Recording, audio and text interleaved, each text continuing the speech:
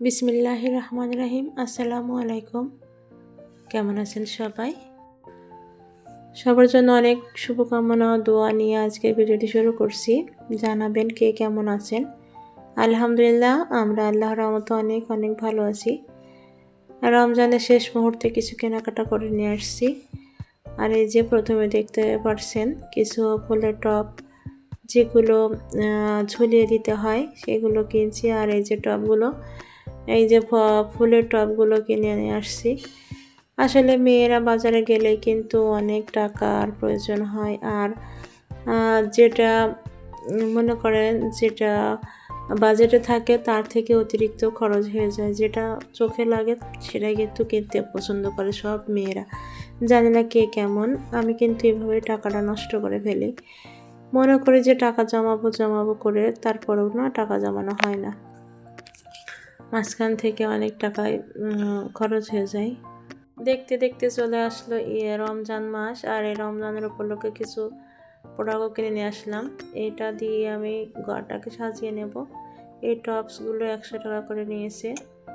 আর এই যে বেগুনি কালার যে ফুলটা দেখতে পাচ্ছেন, এটা হচ্ছে 250 টাকা নিয়েছে আমার থেকে। ফুলগুলো পছন্দ হয়েছিল। আর এইখানে সাদা পাতার উপরে বেগুনি কালারের ফুল, এই জন্য খুবই ভালো লাগতেছিল, তাই নিয়ে আসলাম। আসলে আমরা মেয়েরা এমনই, যা দেখি তাই কিনতে ইচ্ছে করে। আর এই যে টপগুলো কিনে নিয়ে আসছি, এগুলো 50 টাকা করে নিয়েছে, 80 টাকা করে চেয়েছিল, তবে 4টা নিয়েছি একসাথে, 50 করে নিয়েছে। এগুলো আমি যে রান্নাঘর বানিয়েছিলাম ছাদে, সেই রান্নাঘরে কিছু ফুলের গাছ লাগাবো আর কি, যেগুলো যে লতা পাতা দিয়ে ঝুলে থাকে, এগুলো লাগাবো। আস্তে আস্তে সামনে দেখতে পারবেন কিভাবে রান্নাঘরটাকে আমি সাজিয়ে রাখি। রান্না করি, আসলে গ্যাসের যে দাম তা সেই তুলনায় গ্রামে থাকি, এজন্য আর কি আমি চুলার ব্যবস্থা করেছি, যাতে করে আমার গ্যাসের টাকাটা বেঁচে যায়। আর কিছু রমজান উপলক্ষে রোজ ইফতারের জন্য কিছু ফল ফ্রুট নিয়ে আসছিলাম, সেগুলো ওই ঝুড়িতে ঢেলে রাখতেছি আর কি। হয়তো কিছু কথা বেঁধে যেতে পারে, প্লিজ কেউ কিছু মনে করবেন না। এগুলো আছে। আর আমাদের গাছের পাকা কলাও আছে, সেগুলো ইফতারিতে আমরা করবো। এটা হচ্ছে গতকালকের ভিডিও।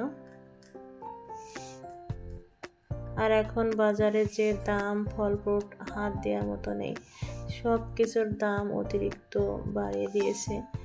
একদম ঊর্ধ্বগতিতে চলতেছে রমজান মাসের বাজারের যাওয়ার কায়দা নেই আর কি।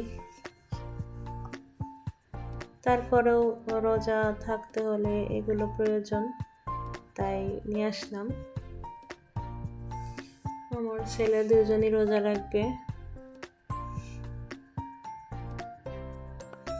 আর ওদের জন্য কিছু বাড়তি করে আমার সব ইফতারি তৈরি করা লাগে। যাই হোক, কে কে আজকে রোজা আছেন ওকে জানাবেন। আর কিছু গস কাপড় নিয়ে আসছিলাম নিজের জন্য। এই যে একটা 3 পিস, 2টা ডিজিটাল প্রিন্টের যে 3 পিসগুলো সেইগুলো, আর একটা এমনি গস কাপড়ে যে হাতেরটা আছে গস কাপড়ের, এগুলো হচ্ছে ভেক্সি বয়েলের।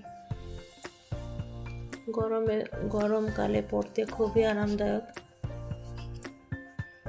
আমি সব থেকে সুতি কাপড় পরতে খুব পছন্দ করি। কাজ করা কিংবা চুমকে যুক্ত যে কাপড়গুলো আছে সেগুলো পরতে পারি না, গায়ে ফোটে। এই যে আমার ছোট ছেলের জন্য আবার ওর গাইড কিনছিলাম। ও বলছিল যে আম্মু এটা ওটা দেখিয়ে দাও, এ আর কি। আল্লাহকে কোথা থেকে দেখছেন একটু কমেন্ট করে জানিয়ে দেবেন। আজকে ওই রমজানের শেষ মুহূর্তে যে বাজারগুলো করেছি সেগুলোই শেয়ার করছি। রমজানের শেষ মানে একদম রমজানের প্রথম আর কি, প্রথমের দিকে যে বাজারগুলো লাগে। অনেকেই আবার অনেক আগে থেকে বাজার করে রেখেছে, আমার একটু দেরি হয়ে গেছে। যাই হোক, আর এই যে মাছ মুরগি নিয়ে আসছি, যাতে সারা মাস বসে বসে খেতে পারি, আর বাজারে কষ্ট করে রোজার ভিতরে না যাওয়া লাগে। রোজা থেকে বাজার করতেও খুব কষ্ট হয়, তারপর কাটা করতেও কষ্ট হয়। আমার বাচ্চারা মাছ তেমনটা পছন্দ করে না, তবে আমি আমার জন্য কিছু মাছ নিয়ে আসছি, আরও ফ্রিজে কিছু আছে।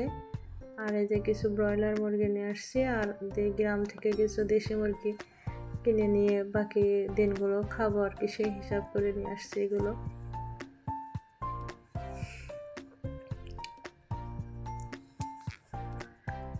আসলে এই মুহূর্তে এতটা কষ্ট পেয়েছিলাম, এই মাছ এরকম খুলতে খুলতে হঠাৎ করে একটা খবর এলো যে আমাদের গ্রামে একজন অ্যাক্সিডেন্ট করে মারা গেছে। সে খুবই একটা ভালো ছেলে ছিল, হাফেজ মাওলানা। সে তার মাকে, সে একটা মাদ্রাসায় মাস্টারি করত। তার তার স্ত্রী আছে, একটা বাচ্চা আছে, আরও একটা হবে আর কি, গর্বে আছে। আসলে এই করুণ অবস্থা, এগুলো শুনে এই ঢালার পর যখন কাটা করছিলাম তখনই কিন্তু শুনছিলাম, শুনে খুবই খারাপ লাগলো।